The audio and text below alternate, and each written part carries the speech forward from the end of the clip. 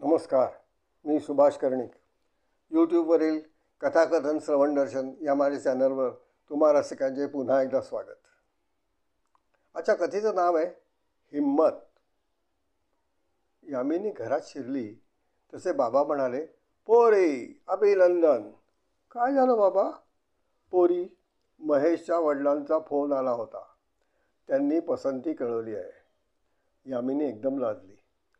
चला आनंदीबाई, कामाला लागायला हवं. साखरपुड्याची तारीख ठरली तशी सर्वांची धावपळ सुरू झाली. यामिनीने फोन केला. महेश, आज सायंकाळी शालू खरेदीसाठी जायचं आहे. तू येशील? कुठे येऊ? विजय कापड दुकानात. 6 वाजता ये. ठीक आहे, कार्यालयातून निघण्याचा प्रयत्न करतो, महेशने आश्वासन दिलं. निश्चित ये, मी वाट पाहते. यामिनी, शालू छान मिळाला. महेश आले असते तर बरं झालं असतं. त्यांनाही आवडला असता, आनंदीबाई म्हणाल्या. यामिनी हसली, पण मनात विचार करू लागली, महेश का नाही आला? महेश, आज सायंकाळी तरी वेळ मिळणार आहे का तुला? यामिनीचा फोन. का? आज काय विशेष? मला सँडल्स घ्यायचे आहेत. ठीक आहे, बाटाच्या दुकानात येतो. आई, बघ 7 वाजले, आजही महेश आला नाही. अगं, कंपनीत काम निघालं असेल. हा बघ, हा जोड चांगला वाटतोय. यामिनी, मुलाखतीला चालली आहेस? सर्व प्रमाणपत्रे घेतलीस ना? बाबांनी विचारलं. होय बाबा. आणि कपाटातली ती बक्षिसं? वक्तृत्व स्पर्धेत मिळालेली ढाल, ते 3-4 करंडक आणि... बाबा, मला एखादं पोतं द्या ते सर्व न्यायला. पुरे हो, ही चेष्टा करायची वेळ आहे काय? यामिनी, तू निघ बेटा, वेळेवर पोच. मुलाखत छान दे. आमचे शुभाशीर्वाद आहेत. महेशला कळवलं का? होय म्हणाला, मुलाखत झाली की मला फोन कर, मी तेथेच येतो. मुलाखत कशी झाली? यामिनी लिफ्टमधून बाहेर आली तेव्हा महेश समोर उभा होता. त्याने विचारलं. छान झाली. ते विचारत होते कामावर केव्हा रुजू होणार. मी सांगितलं की कळवते. का? महेशने विचारलं. विचार केला, तुझ्याशी बोलून ठरवू. साखरपुड्यानंतर लग्न, याच्या तारखा बघून ठरवू. यामिनी, मला त्याबद्दलच बोलायचं आहे. चल बागेत बसू. बागेतल्या कोपऱ्यात दोघे बसले. महेशला गंभीर झालेलं बघून यामिनीने विचारलं, महेश, काय झालं? काही समस्या? तरी महेश खाली मान घालून शांत बसला. यामिनीने महेशच्या हातावर आपला हात ठेवला. हळूच म्हणाली, महेश. महेशने तिच्याकडे चमकून पाहिले. आपला हात त्याने पटकन बाजूला घेतला. यामिनी, रागवू नकोस. मला काही गोष्टी तुला सांगणं अवघड आहे, पण अत्यंत आवश्यक आहेत. महेश पुन्हा थोडा वेळ शांत बसला. यामिनी, मी एका मुलीच्या प्रेमात पडलो आहे. यामिनी ओरडली. काय? होय यामिनी, ती माझ्याच कंपनीत आहे. 3-4 वर्षापासून आम्ही सोबत काम करतो आहोत. तिची जात वेगळी आहे. आम्ही विवाह करण्याचं ठरवलं होतं, पण हे माझ्या बाबांना सांगण्याची हिंमत माझी झाली नाही. तुझ्या बाबतीत माझ्या बाबांनी साऱ्या गोष्टी ठरवल्या. मला बोलण्याची संधी मिळाली नाही. तुझ्याशी संवाद झाल्यावर तुझा स्वभाव, मनमोकळं वागणं, माझ्या आईबाबांशी तुझं वागणं, यामुळे मी भारावून गेलो. माझी मनस्थिती द्विधा झाली. मी तुझ्यात गुंतत चालू असं मला वाटायला लागलं. माझी मनस्थिती माझ्या मैत्रिणीच्या लक्षात आली. आपला विवाह ठरला तर मी तिला सांगितलं. ती खूप चिडली, एकदम चिडली, खूप बोलली. शेवटी तिने मला धमकी दिली. तुझं ते लग्न रद्द कर, आपण लग्न करू, नाही तर मी आत्महत्या करीन आणि सर्व जगाला सांगेन की तू मला फसवलंस. महेश, हे तू काय बोलतोयस? अरे, आपलं लग्न ठरलं, साखरपुड्याची तारीख ठरली, सगळी खरेदी झाली आणि तू इतके होईपर्यंत गप्प राहिलास. नातेवाईकांना आमंत्रण गेली. तू काय बोलतोस हे तुला तरी कळतंय का? यामिनी उद्विग्न झाली. यामिनी, तू म्हणतोस ते खरं आहे. आज मी तुझ्याशी जेवढे मोकळे बोलू शकलो तसे मी माझ्या आईवडिलांना सांगू शकलो नाही. मी केव्हाच त्यांना सांगायला हवे होतं. माझी चूक झाली. आता काय करावे मला उमजत नाही. पण मला उमजलं आहे, यामिनी म्हणाली. मी तुला धन्यवाद देते की तू हे सारं मला आपले लग्न व्हायच्या अगोदर सांगितले, अन्यथा आपल्या तिघांचे आयुष्य भरकटलं असतं. ठीक आहे, आपले लग्न रद्द करूया. तू घरी सांगू शकत नसला तरी मी माझ्या आईबाबांना सांगेन, मी लग्न करण्यास नकार दिला असे सांगेन. तू शांतपणे तुझ्या मैत्रिणीशी विवाह कर. माझ्या तुला शुभेच्छा. यामिनी पटकन उठली. यामिनी, तू एवढी जबाबदारी का घेतेस? मी मी मी मी महेश, माझं सर्व आयुष्य तुझ्यासोबत काढण्याची मी तयारी केली होती. आता तुझ्यासाठी अशी जबाबदारी मी घेणार? Okay, bye. यामिनी तिथून पटकन निघाली. मागेच्या फाटकापाशी तिने रिक्षा पकडली. यामिनी घरात शिरली आणि सरळ वरच्या बदल्यावर आपल्या खोलीत गेली. आनंदीबाईंना आश्चर्य वाटलं. ही अशी आपल्याशी न बोलता वर का गेली? मुलाखत चांगली झाली नाही का? त्यांनी काळजीने हाक मारली, यामिनी यामिनी, पण मानीने उत्तर दिलंच नाही. यामिनी, अगं मुलाखत नसेल चांगली झाली म्हणून नाराज का होतेस? बेटा खाली ये. यामिनीने काहीच उत्तर दिलं नाही.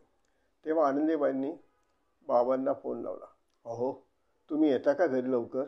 यामिनी मुलाखत देऊन आली आणि सरळ वरती तिच्या खोलीत जाऊन बसली आहे. हाका मारल्या तरी ती साथ देत नाही. मला तिला चढता येत नाही. तुम्ही लवकर या. घरी येताच बाबा यामिनीला खाली घेऊन आले. बेटा काय झालं ते नीट सांग. मुलाखत चांगली झाली नाही का? ठीक आहे, माझ्याकडे दुसरा पर्याय आहे. बाबा, पहिली मुलाखत फार छान झाली, पण दुसरी फारच वाईट. बेटा आम्हाला समजेल असं सांग. बाबा, माझी मुलाखत झाल्यावर मी आणि महेश एका बागेमध्ये बसलो. यामिनीने तेथे झालेला घटनाक्रम सविस्तर सांगितला. बाबा, महेशसोबत ठरलं लग्न रद्द करा. मी नाही म्हणते असं सर्वांना सांगा. पण यात महेशची चूक आहे.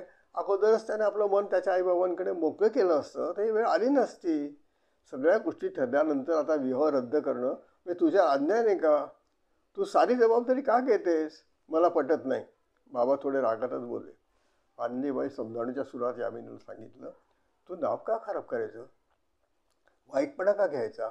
अहो, तुम्ही महेशला सांगा, तूच तुझ्या आईबाबांना सत्य सांग. आई, बाबा, महेशवर हे सोडून काही उपयोग नाही. त्याने काहीच सांगितले नाही तर काय परिस्थिती होईल याचा विचार करा. ती मुलगी विवाहाच्या वेळी आली आणि गोंधळ घातला तर त्यापेक्षा बाबा तुम्ही सर्वांना सांगा.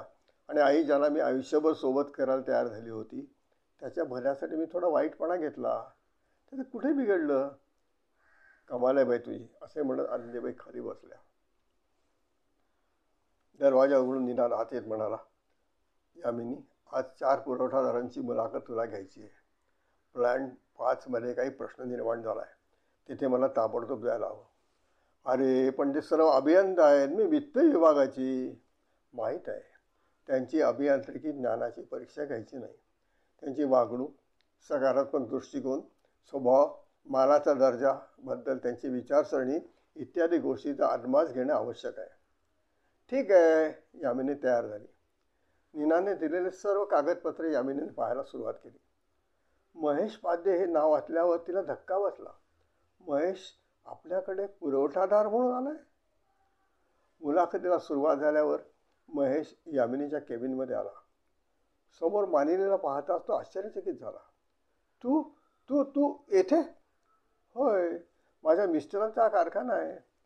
पण महेश, तू एका मोठ्या कंपनीत होतास ना, आणि आता एक पुरवठादार झाला. तब्येत एवढी खराब काय झाली?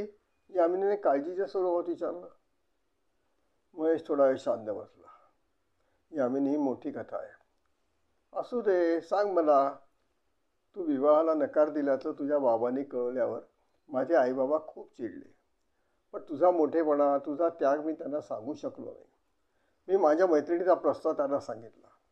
त्याने लगेच मान्यता दिली. यामिनी, माझी निवड चुकली हे माझ्या लवकर लक्षात आलं. तिचा स्वभाव आक्रमक होता, आक्रस्ताळेपणा होता. आईबाबांशी तिचं पटेना. तिच्या भावाला त्याच्या धंद्यात खोट येत होती. मी त्याला मदत करण्यास मला मर्यादा होत्या. त्यातच आमची कंपनी बंद पडली. आमचे वाद वाढले. शेवटी आम्ही 2 वर्षापूर्वी विभक्त झालो. महेश आपल्या भावनांना आवर घालू शकला नाही. थोडा वेळ तो मान खाली घालून शांत बसला. यामिनीही शांत बसली होती. यामिनी, समस्या नेहमीच एका मागोमाग येतात. आमची कंपनी बंद पडली. आम्ही विभक्त झालो. यामुळे मी खूपच निराश झालो होतो. त्यानंतर पुढचे 5-7 महिने मी घरात शांतपणे पडलेला असायचो.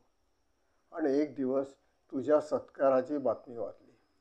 तू महिलांसाठी वसतिगृह बांधण्यासाठी केलेली मदत, 2 महिला खेळाडूंना क्रीडा साहित्य घेण्यासाठी तू घेतलेला पुढाकार, तुझी इतर सामाजिक कार्य, हे सर्व वाटलं आयुष्यात एक दुर्दैवी घटना घडू नये तू उभी राहिलीस. जोमाने काम करीत आहेस आणि मी निराश होऊन बसलो आहे. मी आत्मपरीक्षण केले. वाटले मी बदलायला हवे. हिंमत हारायला नको. माझ्यात मी खूप बदल केला. घराच्या बाहेर पडलो. खूप फिरलो. भोवतालच्या माणसांचं निरीक्षण केलं. ठरवलं की कंपनी सुरू होण्याची वाट पाहायची नाही. स्वतःच्या पायावर उभं राहायचं. स्वतःचा व्यवसाय सुरू करायचा. बाजारात उपलब्ध असलेल्या गोष्टी पाहिल्या आणि स्वतःचं छोटं वर्कशॉप सुरू केलं आहे. गेल्या वर्षभरात बाजारात चांगला जम बसला आहे. जे उत्पादन तयार करतो ते उत्कृष्ट दर्जाचे असणार, जी दक्षता घेतो. शून्यातून सुरुवात केली. आता वार्षिक उलाढाल 20 लाखापर्यंत झाली. मी शिकलो की हिंमत ठेवली की धडपड केली की यश मिळते. तुझ्या सत्काराची बातमी आणि तुझ्या प्रयत्नाची बातमी, तुझ्या यशोगाथा, तुझ्या सत्काराची बातमी याने मला प्रेरणा दिली. माझ्या यशात तुझा मोठा वाटा आहे. माझ्या यशात तुझा मोठा वाटा आहे. महेशनं दोन्ही हात जोडून नमस्कार केला. नमस्कार, धन्यवाद.